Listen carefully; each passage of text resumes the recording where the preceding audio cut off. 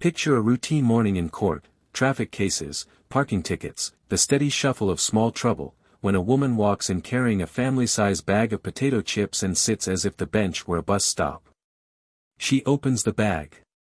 The crackle is loud enough to turn heads. She eats. The room tightens. Wood creaks, a newspaper folds shut, a phone facedown becomes very still. Judge Frank Caprio greets the docket with his usual warmth, then looks up, and pauses. The woman is mid-30s, in a scuffed denim jacket, hair gathered hastily, shadows under her eyes like bruises of lost sleep. She holds the bag with two hands, knuckles pale, each bite sounds like a dare. "Ms. Monroe," Caprio says, gentle but exact, "is it your intention to eat during a court hearing?"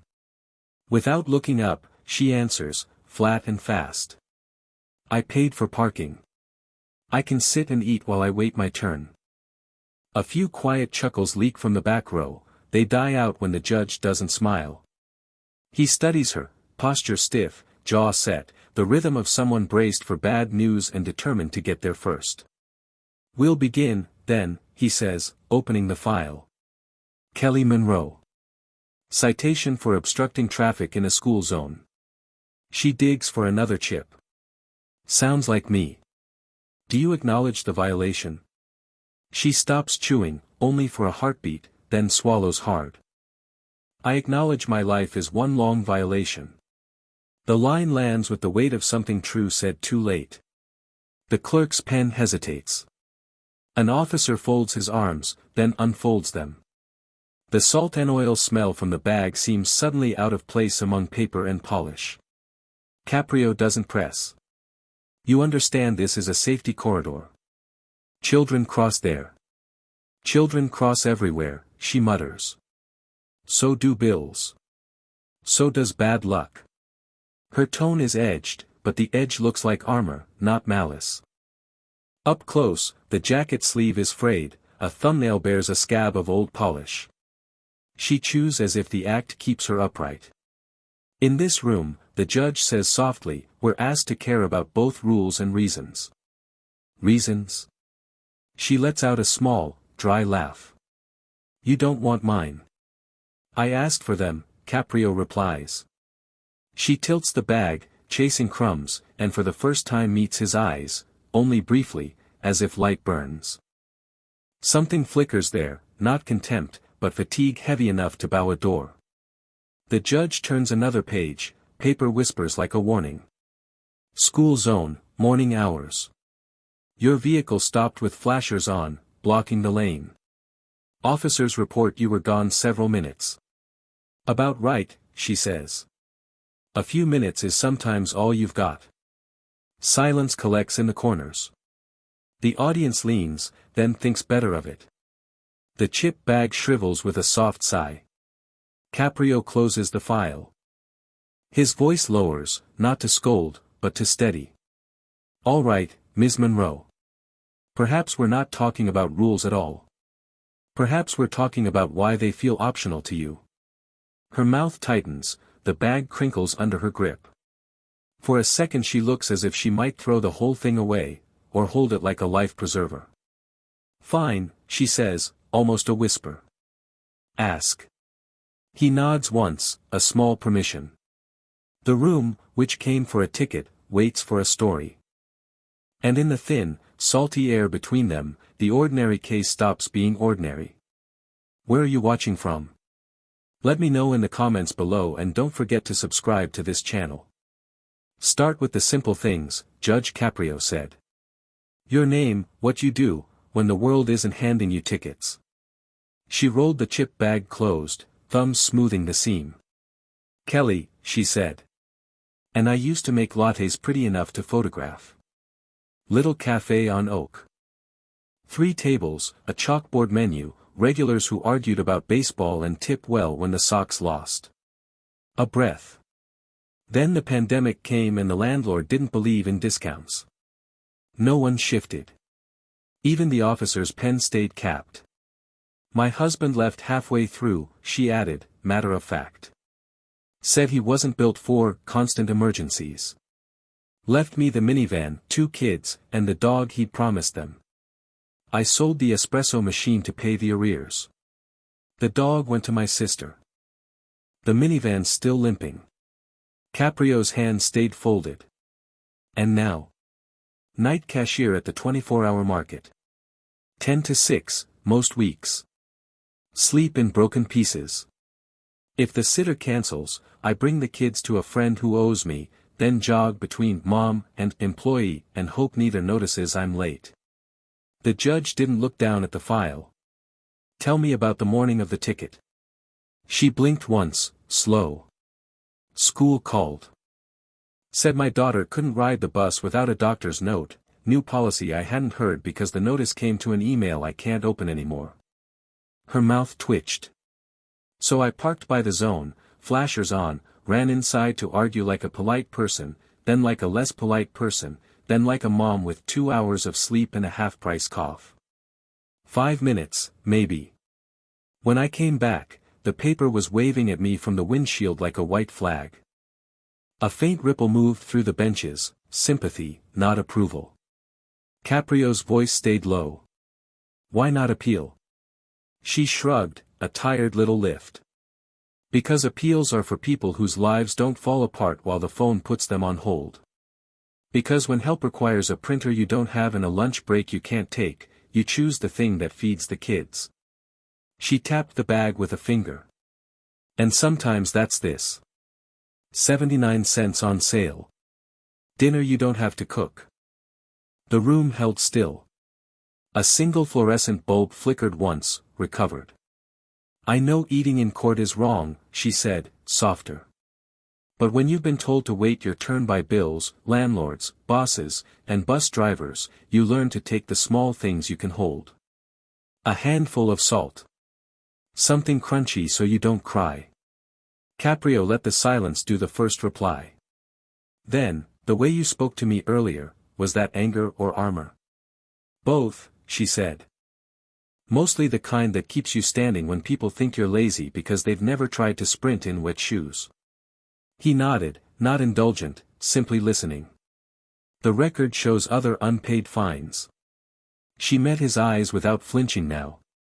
Sometimes it's a fork in the road, $25 to the city, or eggs and bread. I pick eggs and bread. Her voice thinned, but didn't break. You asked why the rules feel optional. They don't. They feel expensive. A long pause. In the back row, someone exhaled, quiet, ashamed of the sound.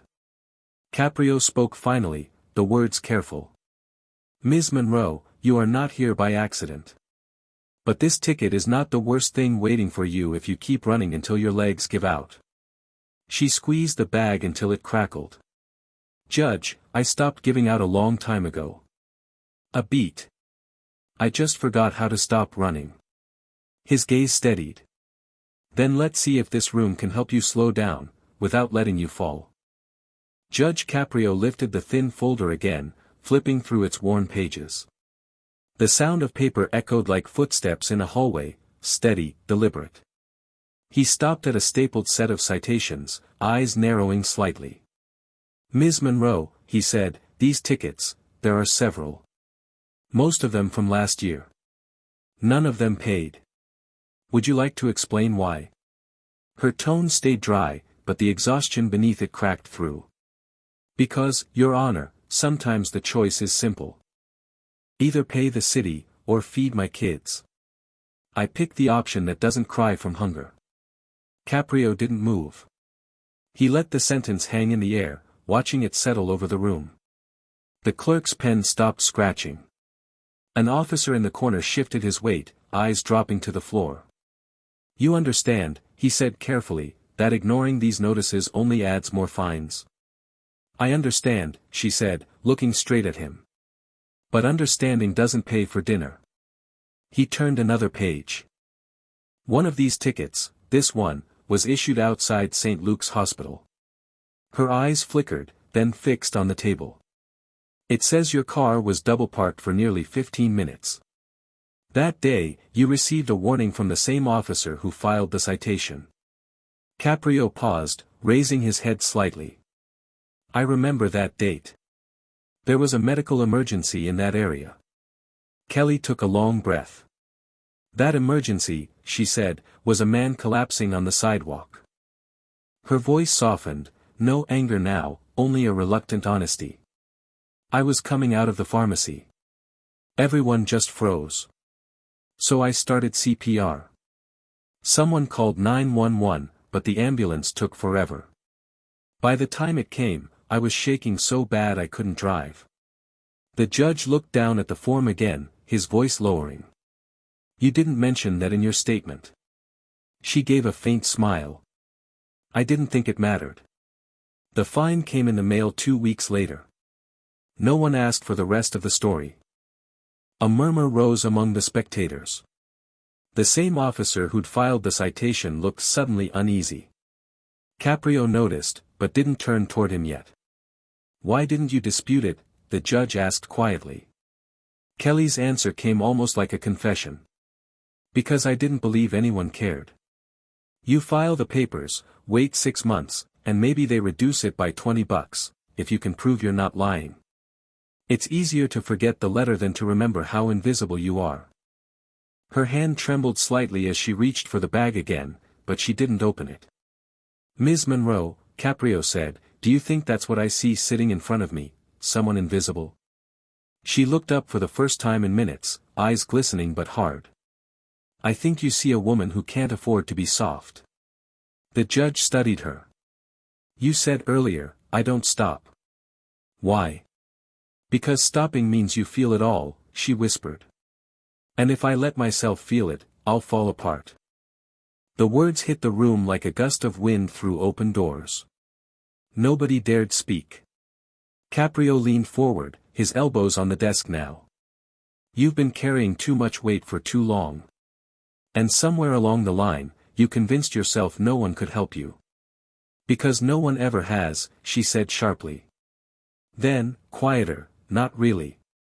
He nodded slowly, as if confirming something he already knew. Maybe that's what needs to change here, not just your balance with the city, but your balance with yourself. She blinked, startled by the gentleness in his tone. You think a judge can fix that? I think, he said, a judge can listen. And sometimes, that's where fixing starts. The clerk shifted, unsure if he should keep typing. Caprio waved him still. He turned back to the officer. Sergeant, the record from St. Luke's, can you confirm there was a 911 call that morning? The officer cleared his throat. Yes, sir. There was. A bystander performed CPR until emergency services arrived. He hesitated, eyes flicking toward Kelly. It matches her description. Caprio closed the folder, not in triumph but in quiet understanding. Then that citation never should have stood. Kelly's lips parted, but no sound came out. I'll have it dismissed, he said. Along with any fines attached to that incident. Her hands covered her face for a moment, not from joy, but disbelief. You mean it? I don't play with words, Ms. Monroe, he replied softly. When a person does something good, even when life is cruel to them, that should be recognized. He leaned back. But I also need you to see something. You're not the villain in this story, but you've been treating yourself like one. You've decided guilt is easier to carry than hope. Kelly dropped her hands, eyes wet. Hope doesn't keep the lights on, Judge. No, he said, but guilt burns more power than any bill you'll ever pay. The silence that followed wasn't heavy anymore. It was fragile, like the pause before someone finally exhales. Then Caprio straightened. We'll take a brief recess, he said. Not because the court needs one, but because sometimes, so do people. He struck the gavel once. Kelly sat frozen as the sound echoed off the walls, an unexpected mercy dressed as wood and law. No one in that room knew it yet, but the story of the woman with the chips had just changed direction. When Judge Caprio returned to the bench, the mood in the courtroom had shifted. The usual hum of whispers was gone, even the lights seemed dimmer, the air heavier.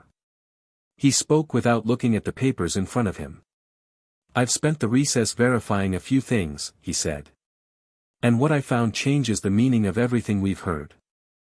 Kelly sat still, hands folded around the empty chip bag, her eyes lowered. The report confirms, he continued, that on the same day you were sighted outside the school, a call came into emergency services. The woman who made that call, who performed CPR until the ambulance arrived, matched your description exactly. A ripple of disbelief passed through the spectators. Caprio adjusted his glasses and looked at her directly. You saved a man's life. She didn't flinch. I didn't save anyone, she said quietly. I just did what anyone should have done. Then why not tell us earlier? Her tone was simple, not defensive. Because then it sounds like I'm making excuses. I wasn't trying to escape the ticket. I was trying to keep someone alive. Caprio leaned back slowly. There was something in her voice that wasn't pride, it was exhaustion wrapped around dignity. You understand that most people would have led with that. I'm not most people, she said. And I've learned not to expect applause for doing what's right. He studied her face. Beneath the worn lines and defiant posture was something unbreakable, an old kind of strength, the kind that grows from surviving without witnesses. I also learned something else, he went on. The man you helped isn't just anyone. He's David Hale, local businessman, community sponsor, the man half this city knows by name. Kelly looked up sharply. I didn't know who he was. Didn't matter. You saved the life of a man who could have changed yours, Caprio said, a trace of wonder in his voice. And you never even tried to contact him? She gave a soft, humorless laugh. Why would I? I didn't ask anyone to rescue me that day. So why should I expect a thank you? A long silence followed. The spectators sat transfixed, sensing something deeper unfolding, something that no law book could contain. The judge set his pen down, his tone turning quieter, almost personal. Ms. Monroe, he said, you seem to fight for everyone but yourself. Why? Her eyes flickered with something, fear, maybe grief. Because when you start fighting for yourself, she said, people stop calling it courage. They call it attitude. He didn't respond right away. The words landed like small stones dropped into deep water. Finally, Caprio leaned forward, his voice lower, softer. There's a kind of pride that protects us. But it can also trap us. You've built walls so high around your pain, you forgot you don't have to live behind them forever. For the first time, she didn't answer. Her hands trembled slightly, still gripping the bag she hadn't opened again. He continued, more gently now. I intend to call Mr. Hale in.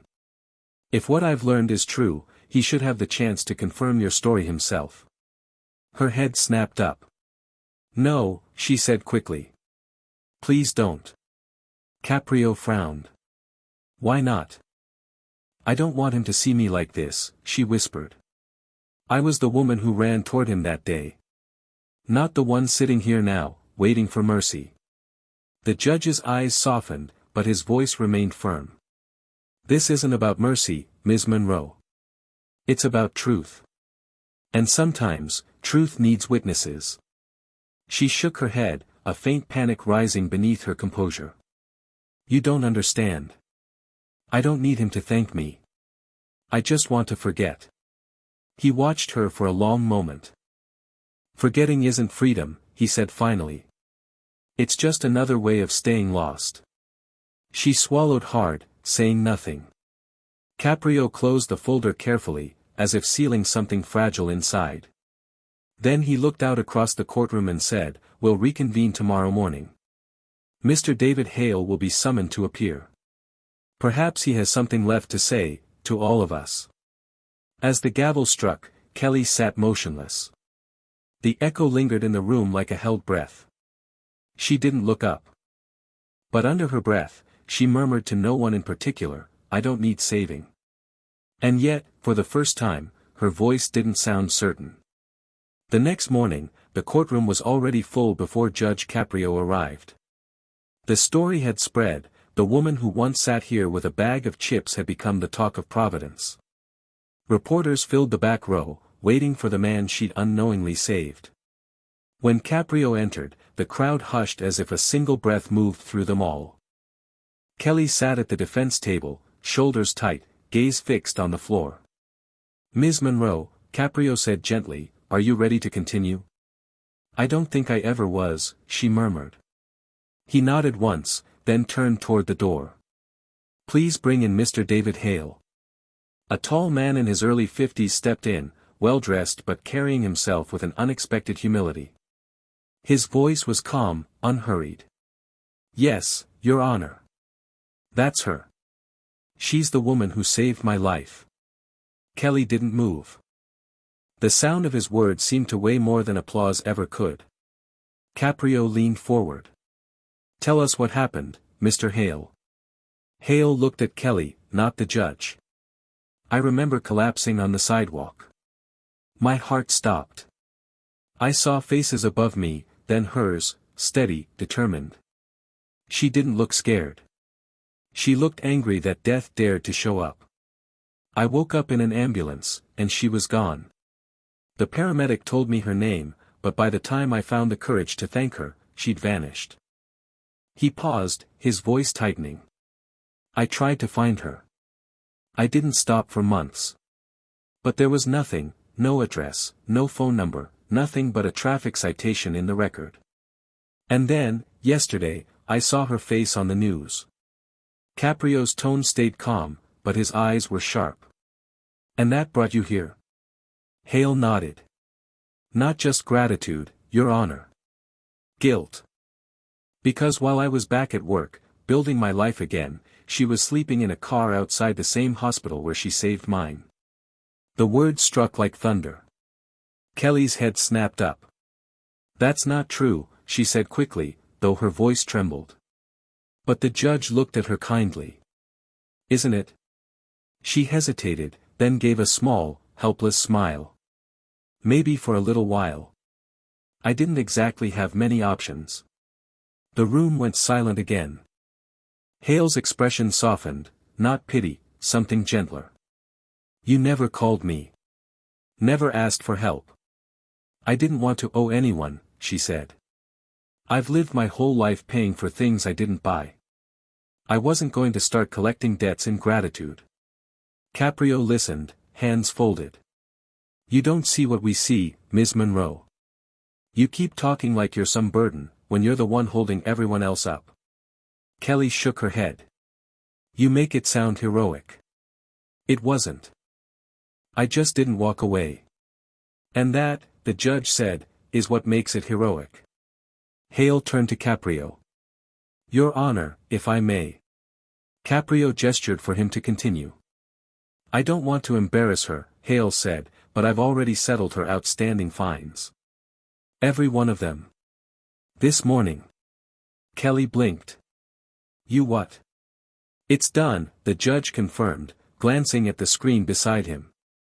"Payment received at 8:42 a.m. today." The courtroom murmured, surprise rippling like a wave. Kelly's eyes glistened, but she forced herself to speak. "You shouldn't have done that. I didn't want." "I know," Hale interrupted softly. "But I owed you a life.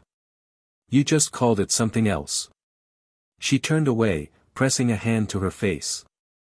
"I don't need handouts," she said shakily. "It's not a handout," he replied. "It's a full circle." Caprio waited until the murmurs faded. Then he spoke with measured weight. "Ms. Monroe, this court sees no further reason to pursue the matter. Your record is clear, your debt paid, not by charity, but by justice catching up to kindness."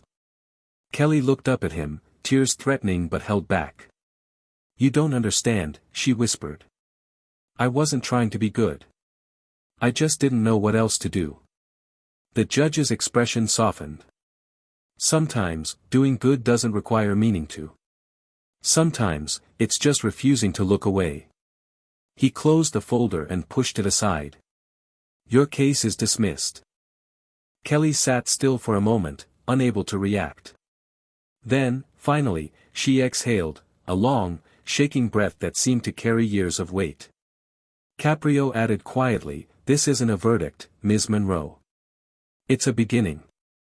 Across the room, Hale smiled faintly, and for the first time since she'd walked into that courtroom, Kelly's lips curved in something that wasn't defense, it was release. The judge's gavel fell once, sharp and final. But this time, it didn't sound like judgment. It sounded like mercy finding its voice. The gavel's echo was still fading when Judge Caprio looked up from the bench. "Before we leave," he said, his voice quieter now, "I want everyone in this room to stay for a moment." The murmur in the crowd subsided. Even the reporters lowered their cameras. Caprio took off his glasses, set them beside the file, and folded his hands. "I've been doing this a long time," he began. "And most days, justice sounds like numbers, fines, penalties, case codes. But every now and then, someone reminds us that justice has a heartbeat." He looked at Kelly.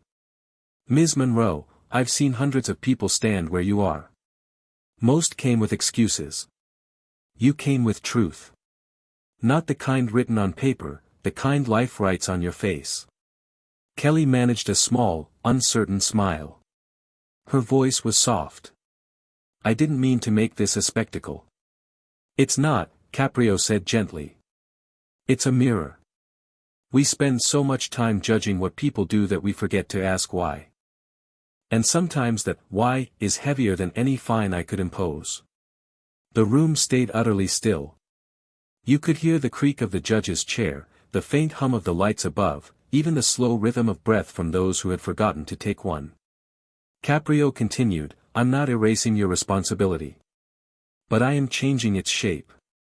He reached for a sheet of paper and signed it slowly, deliberately. Then he slid it across the desk toward her. "Instead of paying the city, you'll give back to it 20 hours of service at the community center for single mothers. Not as punishment, but as purpose." Kelly blinked, startled. "You want me to volunteer?" "I want you to remind other women," Caprio said, "that strength isn't the absence of fear, it's the decision to move anyway." She nodded, still processing. "And if I mess it up?" "Then you'll start again," he said simply. "Because that's what second chances are for." The courtroom felt different now, lighter, but fuller somehow. Even the clerk, usually stone-faced, had softened.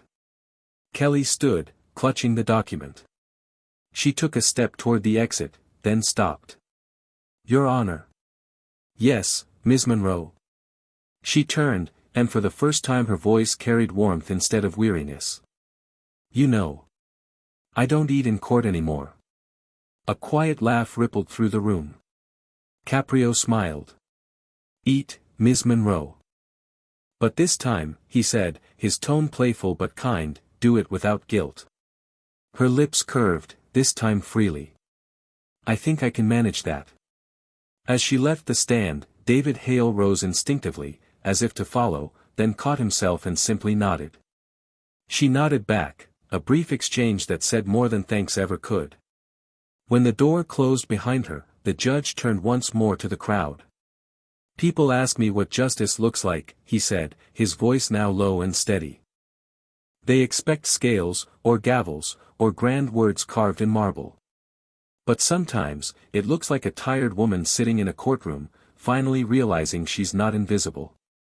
He paused, eyes drifting toward the empty chair she'd left behind. "Today," he said, "no one here saw a criminal. We saw a survivor who remembered how to breathe again. And maybe, if we were listening closely, we remembered a little of it ourselves." He lifted the gavel, but didn't strike it yet.